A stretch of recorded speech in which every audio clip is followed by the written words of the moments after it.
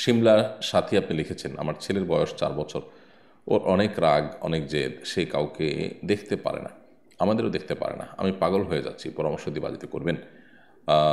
বন্য শিমলা, আল্লাহ তালা আপনার ছেলেকে পরিপূর্ণভাবে সুস্থ করুন, আমরা তার জন্য দোয়া করি। এবং এই জাতীয় সমস্যাগুলোকে আপনি ডাক্তারি যে ট্রিটমেন্ট আছে অর্থাৎ সাইকিয়াট্রিস্ট ইত্যাদি দেখাচ্ছেন, দেখানোর দরকার। সেটার পাশাপাশি আপনি যে কাজটি করতে পারেন সেটা হলো যে আপনি তাকে কোনো ভালো রাকির মাধ্যমে রুকিয়া করান। কারণ ভালো কোনো রাকি যদি রুকিয়া করেন, আশা করা যায় এই জাতীয় সমস্যাগুলোর সমাধান হবে। ইতিমধ্যে আমরা অনেককে দেখেছি যে তাদের এই জাতীয় সমস্যাগুলো খুব ভালোভাবে তারা সমাধান করতে পেরেছে। অতএব ভালো কোনো রাকির শরণাপন্ন হবেন।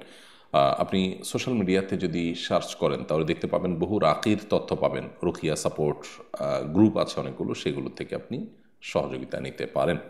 আমরা দোয়া করি আবারও আল্লাহ আপনার সন্তানকে পরিপূর্ণ সুস্থ দান করুন। মেহরিন ইসরাত আপনি লিখেছেন, আমরা 2 বোন, ভাই নেই।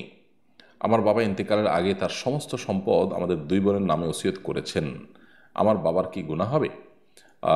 বোন মেহরিন, আপনার বাবা মৃত্যুর আগে তার সমস্ত সম্পদ আপনাদের 2 বোনকে দিয়ে গেছেন, সেটি এক জিনিস, ওসিয়ত করে গেছেন আরেকটা জিনিস।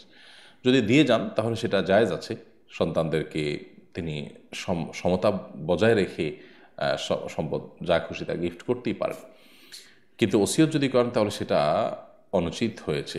কারণ হলো নবী করিম সাল্লাল্লাহু সাল্লামের হাদিস রয়েছে, কোনো মানুষ যদি তার ওয়ারিসদের জন্য ওসিয়ত করেন সেটা জায়েজ নয়। আপনার যদি ওয়ারিস আপনার বাবার অর্থাৎ তার সম্পদে আপনাদের ভাগ আছে, জীবদ্দশায় তিনি উপঢৌকন দিতে পারেন, মৃত্যুর পর আবার ওসিয়ত করবেন, আপনারা তো ভাগ পাবেনই, আবার ওসিয়ত যদি করেন আলাদা করে, তো সেটা কিন্তু জায়েজ নয়।